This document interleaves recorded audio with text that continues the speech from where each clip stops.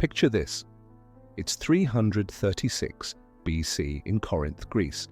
Alexander the Great, literally the Alexander the Great, stands before a homeless man living in a ceramic tub.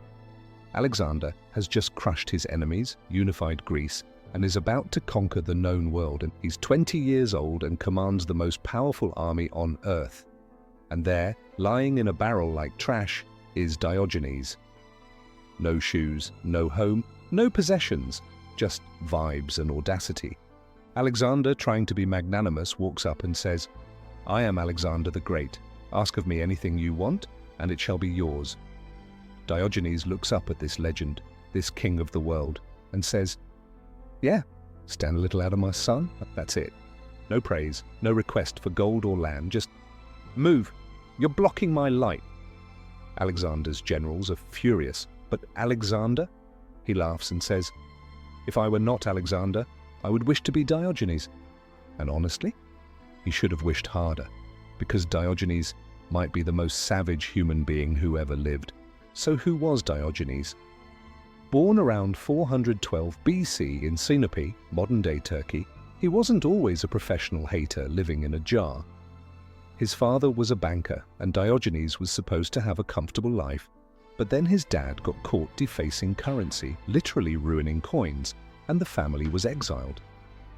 Some say Diogenes helped. Either way, he lost everything. And instead of trying to rebuild his reputation, Diogenes looked at society and said, "You know what? All of this is fake anyway." He became a philosopher, but not the kind who sits around pondering the meaning of life in a nice toga. No, Diogenes believed the best way to live was to reject everything civilization valued: wealth, trash, status, irrelevant, manners, a lie. He moved to Athens, refused to own property, and lived in a giant ceramic jar in the marketplace. He wore rags, he begged for food, he owned exactly one wooden bowl, until one day he saw a kid drinking water with his hands. Diogenes threw the bowl away and said, "A child has beaten me in simplicity." This man was committed to the bit. Now, Diogenes wasn't just living like a feral raccoon for fun. He had a philosophy, Cynicism. The idea that humans should live naturally, reject social norms, and call out hypocrisy wherever they see it. And his favorite target? Plato. Plato was the serious philosopher. He ran the academy, wore nice clothes, and hung out with rich people. He once defined a human being as a featherless biped. You know, 2 legs, no feathers, that's a person. Diogenes heard this and immediately went to the marketplace, grabbed a chicken, plucked it naked, and stormed into Plato's academy, holding this sad, featherless bird. He threw it on the floor and shouted, "Behold, I have brought you a man." Plato, humiliated, had to update his definition to a featherless biped with broad, flat nails. Diogenes, 1. Plato, 0. Now you might be thinking, okay, but didn't anyone try to stop this guy, arrest him, shut him up? They tried. Once, someone threatened to beat him with a stick. Diogenes handed him the stick and said, "Find a stick hard enough." Another time, Plato called him Socrates gone mad. Diogenes shot back, "Yes, if Socrates had gone mad with sanity." The man was unroastable. Every insult just made him stronger. Another time, broad daylight, middle of Athens, Diogenes is walking around with a lamp in people's faces. People are like, Diogenes, the sun is literally right there." He goes, "I'm looking for an honest man." Meaning, everyone here is fake. He just called the entire city liars to their faces. In the lunch rush, the implication was clear. Politicians, merchants, philosophers, all frauds and hypocrites. And he said this daily. The man was basically the ancient Greek version of a guy with a megaphone yelling on a street corner, except he was right just enough to be infuriating. But the most insane Diogenes story?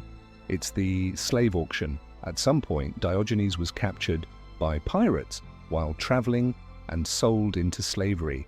He's standing on an auction block, and the auctioneer asks what he's skilled at. Let me repeat that. He's in chains on an auction block, about to be sold like cattle, and he looks at a wealthy man in the crowd and says, "Sell me to him, he needs a master. Buy me, you clearly don't know how to run your own life." And the guy did it. He bought Diogenes. made him his kid's tutor. Diogenes turned slavery into a job interview and got hired. You can't make this up. So let's go back to Alexander. When Alexander said, "If I were not Alexander, I would wish to be Diogenes," it wasn't just a compliment. It was an admission. Alexander had conquered cities. He had wealth, power, armies, but Diogenes? Diogenes needed nothing. He couldn't be bribed, he couldn't be threatened. He didn't care about fame or legacy. Alexander could kill him, and Diogenes would shrug. He once said, "I am not afraid of death. I was dead for billions of years before I was born, and it didn't inconvenience me in the slightest." The man was untouchable. When Alexander said he wished to be Diogenes, what did Diogenes say? "If I were not Diogenes, I would also wish to be Diogenes." Translation: yeah, being me is pretty great. You should try it. Oh wait, you can't. Diogenes died in 323 BC, the same year as Alexander actually. Alexander died in a palace in Babylon surrounded by wealth and glory, having conquered the world. Diogenes died in Corinth, possibly in his tub, possibly because he tried to eat a raw octopus.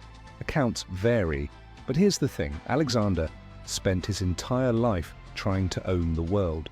Diogenes spent his proving you don't need to own anything. And in that moment in Corinth, when the most powerful man on earth stood before a homeless philosopher and offered him everything, Diogenes looked at a king and saw someone who still wasn't free. Alexander conquered nations, but he never conquered one.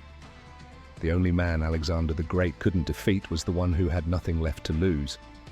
Makes you think, doesn't it?